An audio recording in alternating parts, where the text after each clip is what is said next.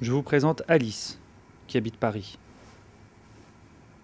Le 13 novembre 2015 au soir, Alice est chez des amis. C'est arrivé plus le lendemain matin quand je me suis réveillée parce que j'ai dormi chez eux, donc j'ai quand même pas eu envie de rentrer chez moi, de sortir dans la rue toute seule le soir. Et le lendemain matin, donc je me suis réveillée dans leur salon seule. Pour le coup, il était très tôt, donc personne ne répondait aux textos. Donc là, je me suis sentie seule et là, j'ai commencé à avoir peur. J'ai l'impression que c'est vraiment le fait d'être seule, de se sentir seule face à, voilà, face à des gens qui veulent tuer, quoi. Qui donnent peut-être le sentiment d'être très impuissant et du coup, c'est ça qui fait très peur. Qui m'a fait très peur, en tout cas. Du coup, mes copains m'ont quand même ramenée jusque chez moi. Je ne me sentais pas de rentrer seule. Là, je commençais à sentir l'angoisse qui fige un peu.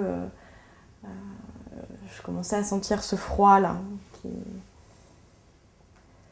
qui tétanise. Et je me souviens d'un moment où je dois sortir de chez moi pour aller à mon rendez-vous. Et rien que l'idée de sortir dans le couloir, dans le hall de mon immeuble, là, qui est vachement sombre, rien que ça me fait peur. Et j'ai pas envie de sortir.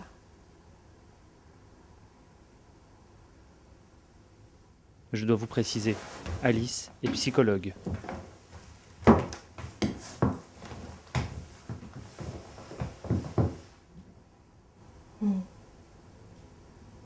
Vous voyez, pourtant vous êtes là, vous êtes venus.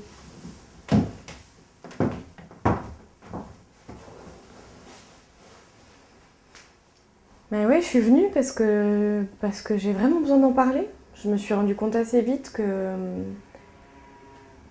d'en parler, que de commencer à y réfléchir, à en discuter avec mes amis, ça me faisait beaucoup de bien parce que ça éloignait un peu l'imaginaire. Et c'est l'imaginaire qui est terrifiant.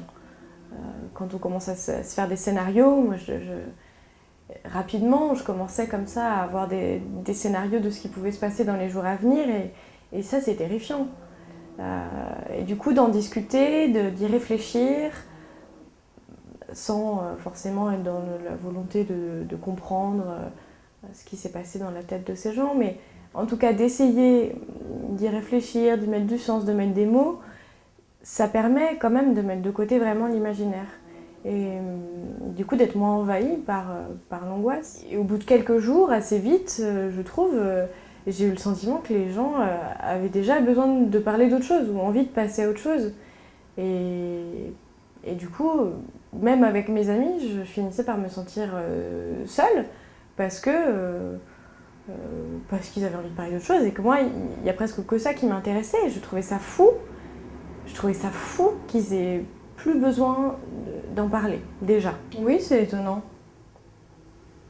Vous avez raison, c'est important d'en parler. Peut-être que je devrais en fait faire comme eux, penser à autre chose. Non, non. Justement, faites comme ça vous vient.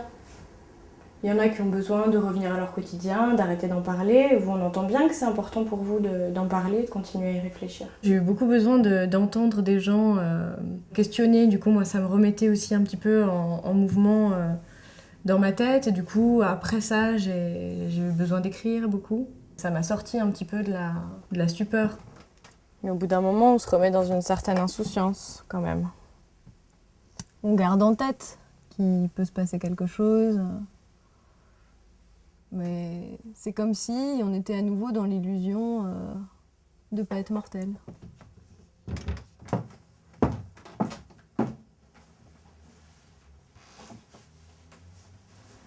Ça fait du bien de passer à autre chose, mais c'était intéressant comme réflexion sur la société, sur moi. J'aimerais bien continuer à le garder un peu en tête. Parce que c'est dommage que ce soit que la peur qui soit le moteur d'une réflexion.